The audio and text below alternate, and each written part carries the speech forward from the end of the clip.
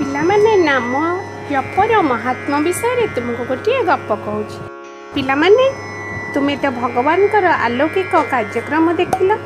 ତେବେ ଆମେ ଏହି କଳିଯୁଗରେ କ'ଣ କରିପାରିବା? ବାରମ୍ବାର ଏହି ପ୍ରଶ୍ନ ତୁମମାନଙ୍କ ମନରେ ଉଠୁଥିବ। କ'ଣ କଲେ ଆମକୁ ଭଗବାନଙ୍କ କୃପା ମିଳିବ, ଚିରନ୍ତନ ଆନନ୍ଦ, ଶାନ୍ତି, ସନ୍ତୋଷ ମିଳିବ ଓ ସବୁଦିନ ପାଇଁ ପ୍ରଭୁଙ୍କ ପାଖକୁ ଯାଇପାରିବା ପାଇଁ ଆମ ଶାସ୍ତ୍ରରେ ଏକ ସହଜ ସରଳ ଉପାଦେୟ ସାଧନ ଅଛି। ଏ ସାଧନ ହେଲା କଳିଯୁଗର ନାମ ସଂକୀର୍ତ୍ତନ। ଆମର କଳିଯୁଗରେ ଭକ୍ତାବତାର ଶ୍ରୀ ଚୈତନ୍ୟ ମହାପ୍ରଭୁ ନାମ ସଂକୀର୍ତ୍ତନ ମହିମା ପ୍ରଚାର କରିବା ପାଇଁ ଅବତାର ଗ୍ରହଣ କରିଥିଲେ। ନାରଦ ମହାପ୍ରଭୁ କହିଛନ୍ତି, କଳିଯୁଗରେ ମହାପ୍ରଭୁ ନାମାବତାର ଲୋକମାନଙ୍କୁ ଶୀଘ୍ର ଉଦ୍ଧାର କରିପାରିବ। ତ ପ୍ରଭୁ କହିଛନ୍ତି, ନାହଂ ତିଷ୍ଠାମି ବୈକୁଣ୍ଠେ ଚ ଯୋଗିନାଂ ହୃଦୟ ମଧ୍ୟେ ମଦଭକ୍ତା ୟତ୍ର ଗାୟତ୍ରୀ ତତ୍ର ତିଷ୍ଠାମି ନାରଦ। ପିଲାମାନେ, ଏହି ବିଷୟରେ ଗୋଟିଏ ସୁନ୍ଦର ଗଳ୍ପଟିଏ ଚୈତନ୍ୟ ଚରିତାମୃତକୁ କହୁଛି। ବହୁତ ପୁରୁଣା ଯୁଗର କଥା। ଥରେ ନାରଦ ମହାପ୍ରଭୁ ପୃଥିବୀ ଭ୍ରମଣ କରିବାକୁ ଆସିଥିଲେ। ଗୋଟିଏ ଜାଗାରେ ଦେଖିଲେ ଏକ ବ୍ୟାଧ ପଶୁମାନଙ୍କୁ ମାରୁଛି।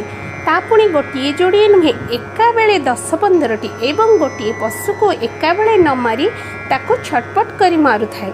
ନାରଦଙ୍କୁ ଏହି ବୃତ୍ତାନ୍ତ ଦେଖି ବହୁତ ଆଶ୍ଚର୍ଯ୍ୟ ଲାଗିଲା। ସେ ଚିନ୍ତା କଲେ, ଏ ତ ବଡ଼ ଅଦ୍ଭୁତ କଥା, ଏବଂ ତଳକୁ ଓହ୍ଲାଇ ଆସି ସେ ବ୍ୟାଧକୁ ପଚାରିଲେ, ବାବୁରେ, ଏ ଜୀବମାନଙ୍କୁ କାହିଁକି ଏକାଥରକେ ନ ମାରି ଛଟପଟ କରି ମାରୁଛୁ?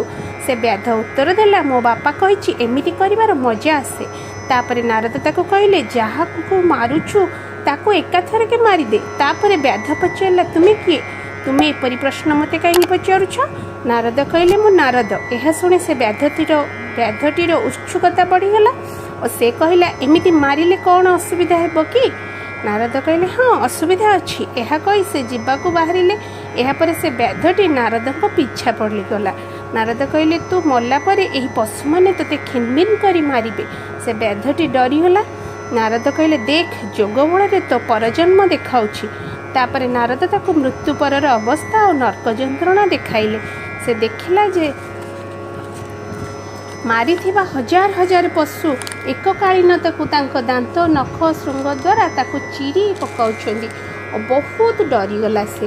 ତାପରେ ସେ ନାରଦଙ୍କୁ ପଚାରିଲେ, ଏହାର ଉପାୟ କ'ଣ? ମୁଁ କ'ଣ କଲେ ଏଥିରୁ ନିସ୍ତାର ପାଇବି? ନାରଦ ଦେଖିଲେ, ବେଟା, ଏବେ ଠିକ୍ ବାଟକୁ ଆସିଛି। ସେ କହିଲେ, ହଁ, ଉପାୟ ଅଛି।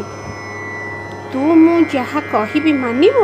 ସେ ବ୍ୟାଧଟି କହିଲା, ହଁ, ନିଶ୍ଚୟ ମାନିବି। ନାରଦ କହିଲେ, ଯେଉଁ ଧନୁ ତୀର ଧରିଛୁ ତାକୁ ଜଳେଇ ଦେ। ବ୍ୟାଧଟି ଚମକି ପଡ଼ିଲା, କହିଲା, ତାପରେ ମୁଁ କିପରି ବଞ୍ଚିବି? ନାରଦ କହିଲେ, ସେ କଥା ମୁଁ ବୁଝିବି। କେବଳ ଗୋଟିଏ ବସ୍ତ୍ର ପିନ୍ଧି ସ୍ୱାମୀ ସ୍ତ୍ରୀ 2 ଜଣ ଯାକ ଗଙ୍ଗା ତୀରକୁ ଆସ। ଏକଥା ବ୍ୟାଧ ଶୁଣି ନିଜ ସ୍ତ୍ରୀ ସହିତ ଏକ ବସ୍ତ୍ରରେ ବାହାରି ଆସିଲା ଓ ତାର ଯାହା ଧନ ସମ୍ପତ୍ତି ଥିଲା ସବୁ ବାଣ୍ଟିଦେଲା। ଗଙ୍ଗା ତୀରରେ ଗୋଟିଏ କୁଟିଆ ବନାଇ ସ୍ୱାମୀ ସ୍ତ୍ରୀ ରହିଲେ। ସେହି କୁଟିଆ ପ୍ରାଙ୍ଗଣରେ ଗୋଟିଏ ତୁଳସୀ ଗଛ ଲଗାଇ ସେଠାରେ ଅହରହ କଳିଯୁଗର ପାବନ ମହାମନ୍ତ୍ର ହରେ କୃଷ୍ଣ କୃଷ୍ଣ କୃଷ୍ଣ ହରେ ହରେ, ହରେ ରାମ ରାମ ରାମ ହରେ ହରେ ମନ୍ତ୍ର ଜପ କରିବାକୁ ଲାଗିଲେ। ଏହି ବ୍ୟାଧ ଦମ୍ପତି ସନ୍ନ୍ୟାସୀ ହୋଇଥିବା ଶୁଣି ଗାଁ ଲୋକେ ତାଙ୍କୁ ଦେଖିବାକୁ ଆସିଲେ ତ ଖାଲି ହାତରେ ଆସନ୍ତେ କି? ନା, ସେମାନଙ୍କ ହାତରେ ଫଳ ଫୁଲ ଧରିକି ଆସିଲେ ସବୁ। ତେଣୁ ତାଙ୍କୁ ନୀତିଦିନିଆ ପେଟ ପାଟଣା ପାଇଁ ଚିନ୍ତା କରିବାକୁ ପଡ଼ିଲାନି। ଏମିତି ଅହୋରାତ୍ର ନାମ ସଂକୀର୍ତ୍ତନ ଚାଲିଥାଏ। ବର୍ଷେ ବିତିଗଲା। ବର୍ଷକ ପରେ ନାରଦ ତାଙ୍କ ବନ୍ଧୁ ତୁମ୍ବୁର ଋଷିଙ୍କ ସହିତ ମର୍ତ୍ତ୍ୟ ଭ୍ରମଣରେ ଆସିଲେ ଏବଂ କହିଲେ, ବନ୍ଧୁ, ଚାଲ ଗୋଟିଏ ଶିଷ୍ୟକୁ ଦେଖିବାକୁ ଯିବା।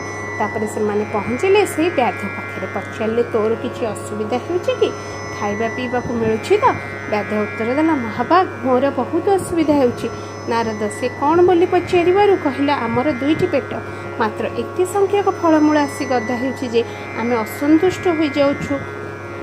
ତେଣୁ ଆମର ଯେତିକି ଆବଶ୍ୟକ ମାତ୍ର ସେତିକି ମିଳୁ, ଏହି ଦୟା ହେଉ ମହାଭାଗ। ନାରଦ ତଥାସ୍ତୁ କହିଲେ। ଏଇଥିରୁ ପିଲାମାନେ ତୁମେ ଜାଣିଲ ନାମର ମହିମା ଯେ ନାମ ଜପି ପାରିଲା ତାଙ୍କ ଧର୍ମ, ଅର୍ଥ, କାମ ମୁଖ୍ୟତଃ ମିଳିବ। ଦାସଙ୍କୁ ମିଳିବ ଭଗବାନଙ୍କର ପରମ ପ୍ରେମମୟୀ କଲ୍ୟାଣମୟୀ ଭକ୍ତି, ଯାହାଦ୍ୱାରା ଭଗବାନ ହୋଇଯାଆନ୍ତି ଭକ୍ତର। ତେଣୁ ଜୀବନର ସର୍ବଶ୍ରେଷ୍ଠ ସିଦ୍ଧି ଏହି ନାମ ଦ୍ୱାରା ମିଳିଥାଏ। ଲେଖିକା ହେଉଛନ୍ତି ଶ୍ରୀମତୀ ଅଞ୍ଜଳି ରଥ, ଜଣେ ଶିକ୍ଷୟିତ୍ରୀ ଓ ସମ୍ପ୍ରତି ପୁରୀ ସହର ପୋଲିସ ଲାଇନ ବିଦ୍ୟାଳୟର ସହକାରୀ ଶିକ୍ଷୟିତ୍ରୀ ଅଟନ୍ତି।